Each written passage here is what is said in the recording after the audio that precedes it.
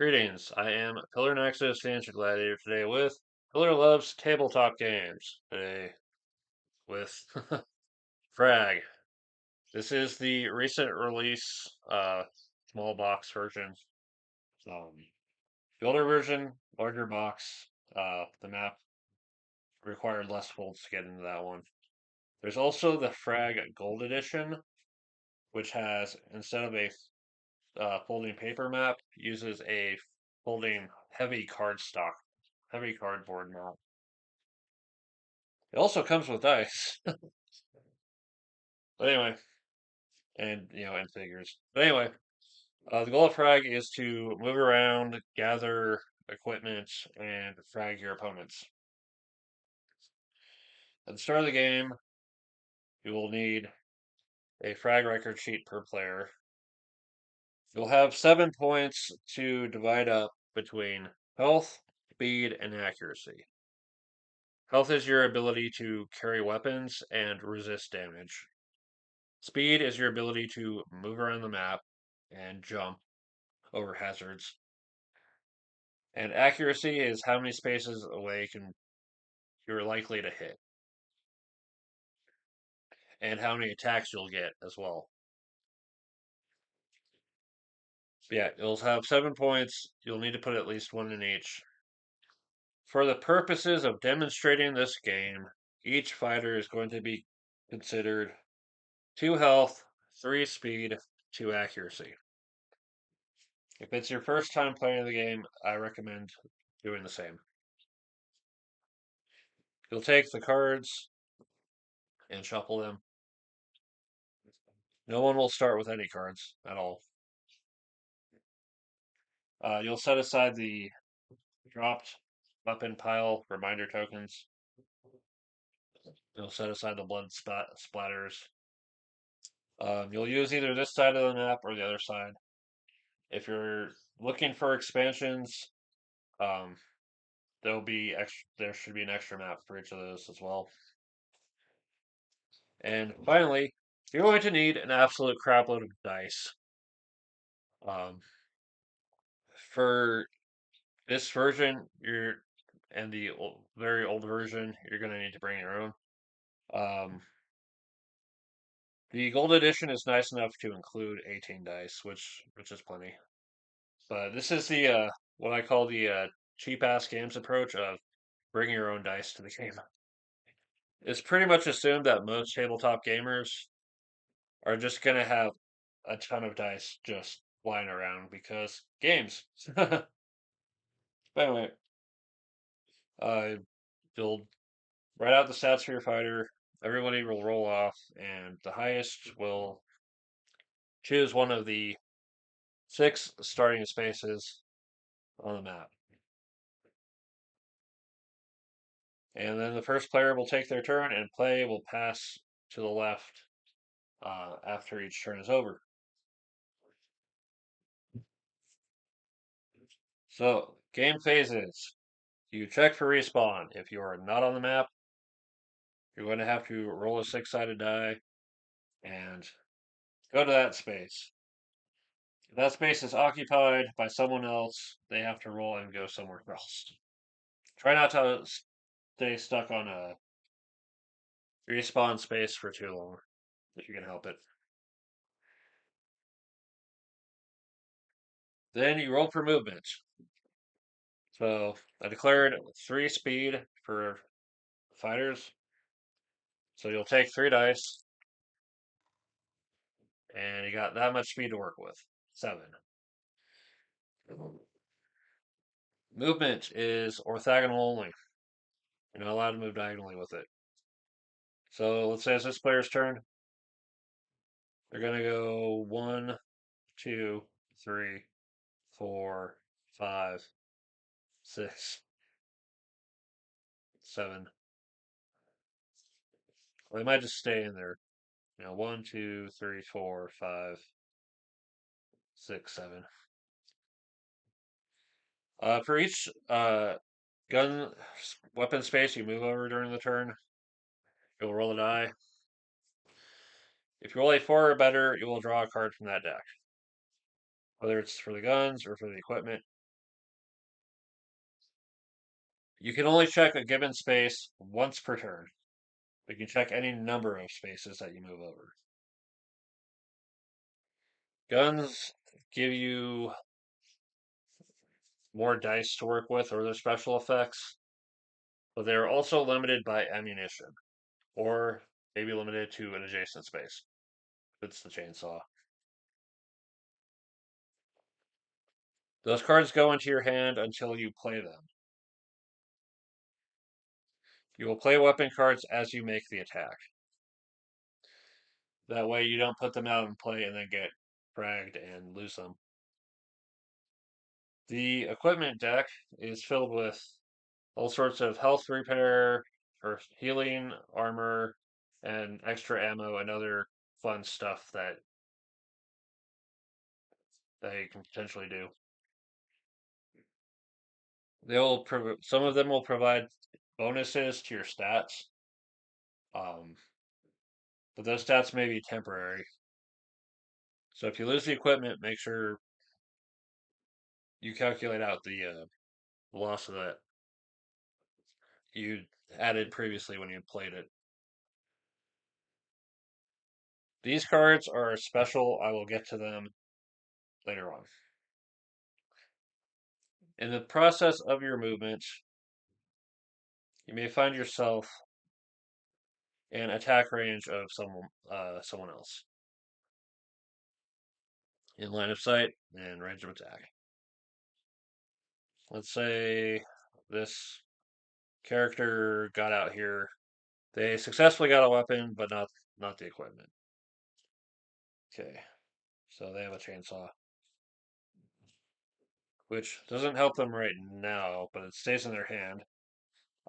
You are limited to 5 cards in hand, period, at the end of your turn. It's entirely possible that you draw a ton of cards, but you're gonna have to choose what to keep, and then discarded cards will go to their own pile. All right, let's say this character went here, got a weapon, and now they are in line of sight to this character. Let's say they made over here and they got some equipment too. All right. So you can make a number of attacks during your turn based on every odd numbered accuracy. At 1, you get 1 attack. At 3, you get 2 attacks. If you're playing multiple games and getting an increase to a stat for winning, you get up to 5, or you find the equipment to do it, you'll get 3 attacks. So what you will do when you go to make an attack is you'll need to check your line of sight from center to center. If it crosses a wall, then it's blocked. If you are right next to someone, then you very clearly have line of sight. But then you'll need to count spaces again orthogonally. 1, 2, 3, 4. Four spaces away. What we'll do is we'll play the needler.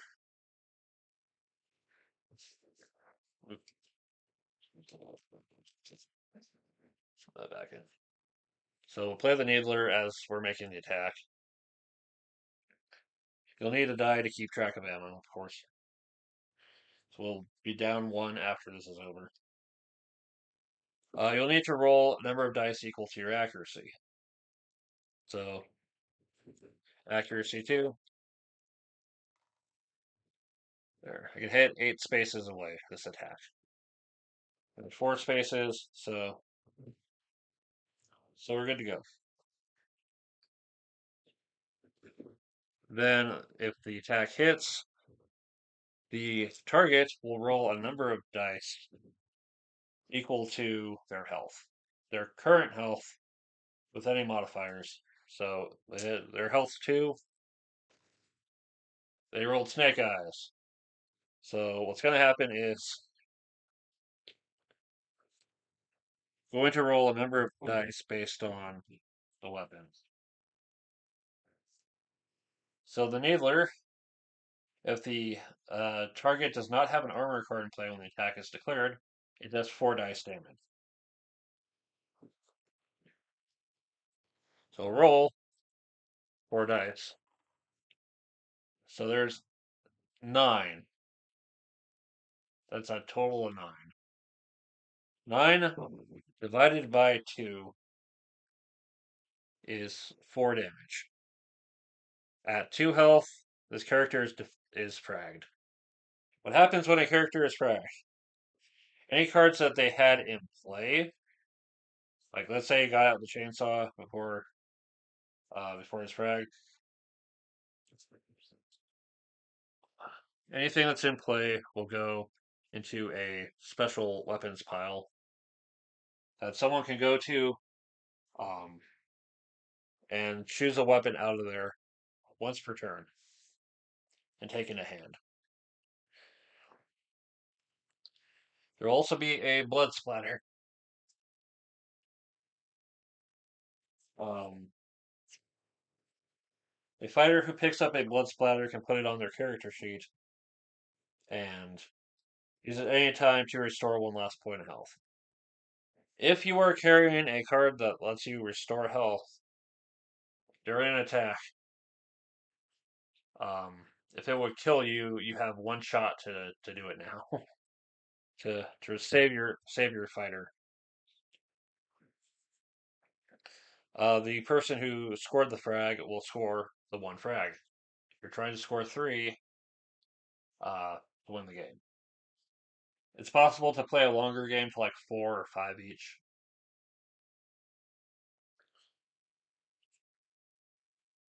Yeah. The player who was um, fragged, as long as the game isn't over yet, will then draw a special card. Special cards count against your hand limit, and they do all sorts of crazy things, like let you hack the game or cause other people to basically lag or disconnect or whatever. Because this is supposed to be like an online PC gaming FPS deathmatch. So it's in that spirit. And then you'll have to respawn on your next turn. If the game isn't over right there. But after you made your attack, if you have any movement left over, you can continue moving. If you have other attacks to make, you can find other people in line of sight too.